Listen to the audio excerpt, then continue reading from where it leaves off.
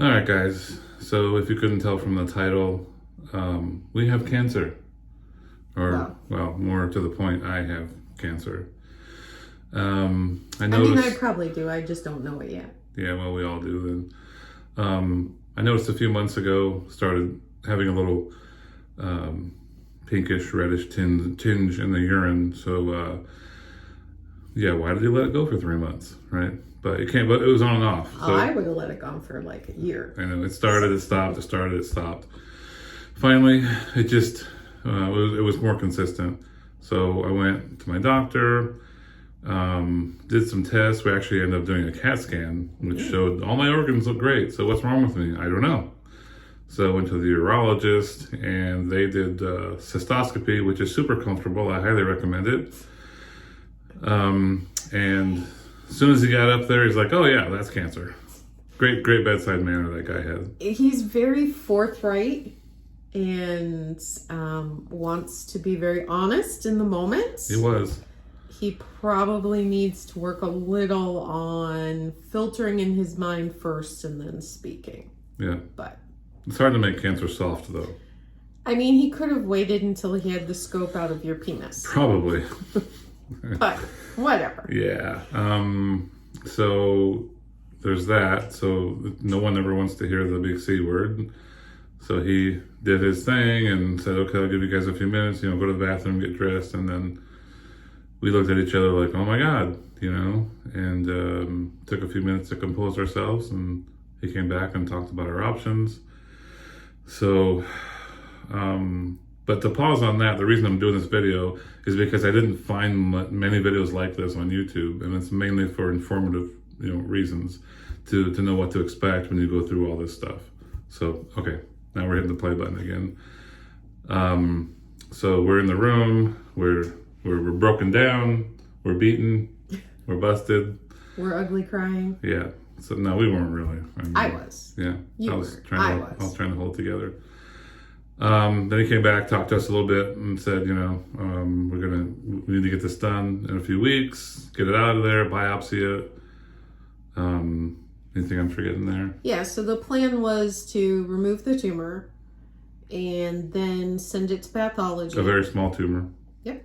Have them take a look at it and determine what stage of cancer it was.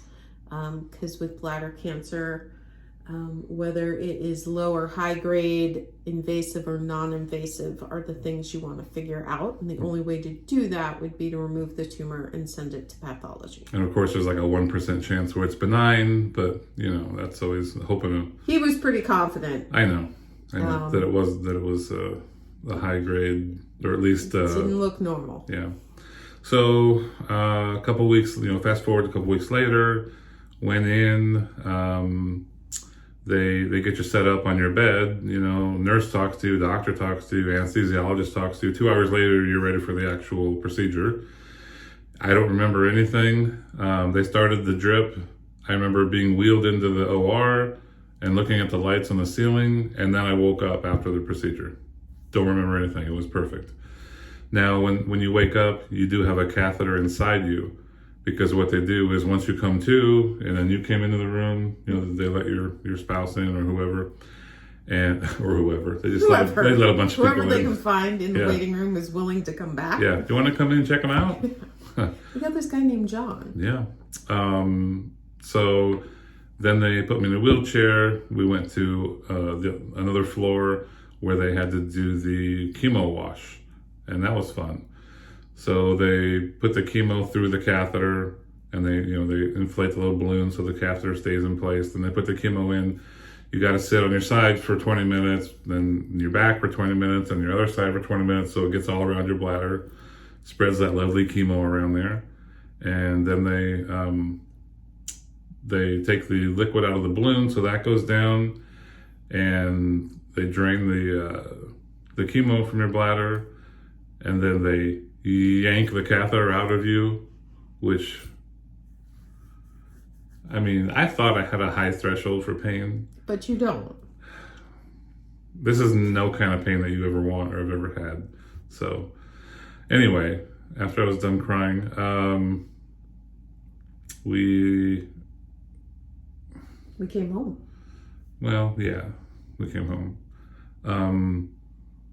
You healed for a couple weeks while we waited. No. Pathology We are not results. gonna just go right by this, okay? So the first pee at home, because when you're there, you're still numb. You're still a little bit, as far as the lidocaine and everything. So we come home and then like you're dreading your first pee, okay? So I went in the bathroom and I sat down, and then right as the pee starts to come, you feel razor blades and you try to stop peeing, which makes it even worse. And it's like a couple of drips of blood / urine come out, and it's like you're just, I can't even, it's excruciating. And there's no kind of medicine that will touch it. Maybe morphine will, do a little bit, but they're not exactly prescribing morphine for this. No, So they you just told you Tylenol or Advil. So yeah, for the first dozen or so trips to the toilet where you have to pee, it's excruciating. And I've had my I've had my appendix burst when I was 11, and that was the most pain I've ever been in my life. But this was probably just the same or maybe more. But of course, that was so long ago.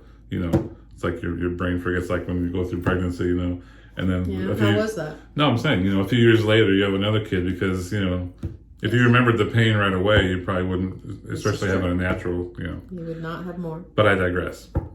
Peeing for the first day and a half to 2 days, just wanted to die. So, there's no way around it. It's like, it gets better. And it's a kind of a psychological screw on your brain because the blood starts to go away. Your urine starts to clear up. So you're like, okay, I'm getting better. It's all good. And then you start a second hemorrhage cycle where you start seeing blood in your urine again. You're like, oh crap, And I think I went through like 3 to 4 hemorrhage cycles, and then finally it cleared up, which is right now, which is what, a couple weeks? 2 weeks. 2 weeks and a day after the surgery. Yeah. Who knows, maybe we'll go through another one, but it's clear right now, and it has been for a few days. So yesterday was our appointment to go see about the pathology. Yes. And how'd that go? Good news, bad news situation? It was mixed results. So it was not muscle invasive, which is good. There are a few options. So it could have just been a low grade non-invasive. It could have been high grade non-invasive, high grade invasive, high grade invasive with lymph node involvement, which is the worst case scenario. Which is get your ass to Johns Hopkins.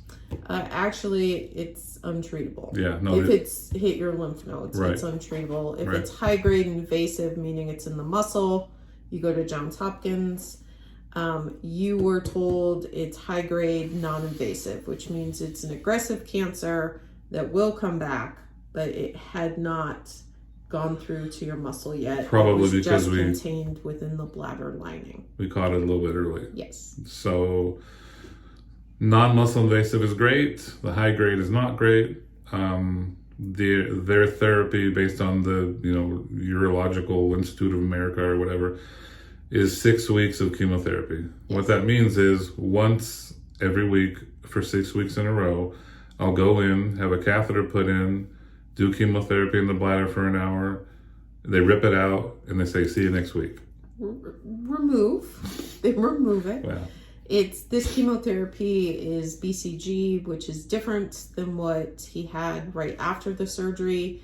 The chemo wash right after the surgery is, I think, a less strong.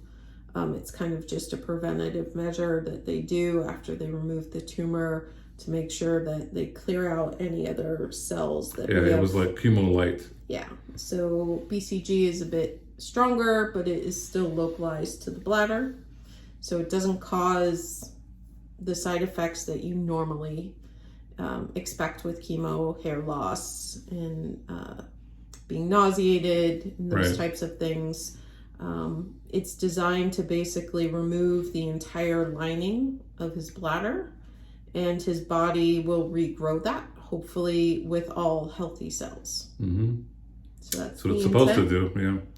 I probably got 4 to 6 weeks before that. I have to wait 4 to 6 weeks before I start that because 3 to 4 weeks. Well, whatever. Yeah. I thought I said 4 to, but depends on, a couple things. But I'm supposed to heal in the meantime. They can't just start it right away because I had that, procedure, and it's still sensitive a little bit. It's been a couple weeks, but it is still sensitive to pee or whatever. As far as pain goes, a cystoscopy, the pain and the uncomfort level is probably a 4 or 5. If you're a baby, it's a 10, and I'm a baby. Because the pissing razor blade's out to 10. The pulling the catheter out with the balloon, that was a 10. Maybe she forgot to deflate it first. No, she deflated it. But if you do that, it's irreversible damage. I did read about that. I don't know why. Now it's stuck in my head. Now I'm going to be like, make sure you deflate that all the way. Can I get a second opinion? There's people that have to do that at home and then inflate, deflate, pull out, Wow. I don't want the home kit. I'd rather have a professional do it. So that's where we're at right now. I'll wait a month, start the 6-week treatment. Best case scenario, how does that go? Best case scenario would be after 6 weeks, they will do another cystoscopy and look to see if there are any new growths. If there aren't, then he'll be on a every 3-month cycle to have the cystoscopy done for a year. And then if nothing regrows, he'll go to every 6 months for another year. And then after that, a yearly checkup, I'm assuming. Right. But if anything is caught in any of that process, I assume we go over the whole 6-week cycle again and start over. You would actually start all the way back at the beginning. You would have the tumor removed. Right, of course. And then you would do another 6-week course of chemo. And then, yes. And regardless, the doctor said, if there is a subsequent tumor, even if it's a low-grade tumor, you still follow the protocol from the original tumor, meaning because the original one was high-grade, if a new tumor regrows, it's surgically removed, 6 weeks of chemo, monitored every 3 months for at least a year. So that's the fun that we've been going through lately. Yeah. The good news is that the doctor said it won't kill you. Yeah, it's not life-threatening. They call it a nuisance cancer. Yeah. I thought that was cute. It's I think it's a bit undervaluing. Yeah, it's like a bird. It's like when a bird makes a nest on the back part of your house. You just let it go for a while, and then, when they're gone, you just have to get a broom and sweep it up. It's not quite like that. It's a bit more stressful. Really? But, overall... Could have been a lot worse. It could have been worse. Of course. There's a lot of people out there that aren't making this type of video. Right. They're making another type of video, or they're just... Yeah. So we're going to wait, 3 to 4 weeks while he heals. They have to order the BCG, the 6-week course of chemo. All has to be on hand before they start it. So once they have that, we'll start the treatments. And yeah. So we'll start taking donations now. Because, but yeah, I think we'll do a part 2, part 3. We'll keep it going. I'll let you guys know how it's going through the 6-week treatment, because I haven't seen any of those videos, and I'm curious. And I know it's because people are miserable, they don't want to do that kind of thing, but I just wanted to get it out there for informative reasons, because it's nice to at least know, what to expect. What to expect. A couple of questions people have that are kind of odd in the situation, that are going to come up, but. Yeah, so hoping to just keep you guys informed, and hoping to get through this without too much, I don't know. So send John all your good vibes, all your good thoughts. Yeah, send them. Send them. Comment, like, share. All right. All those things. So we will see you guys in the follow-up.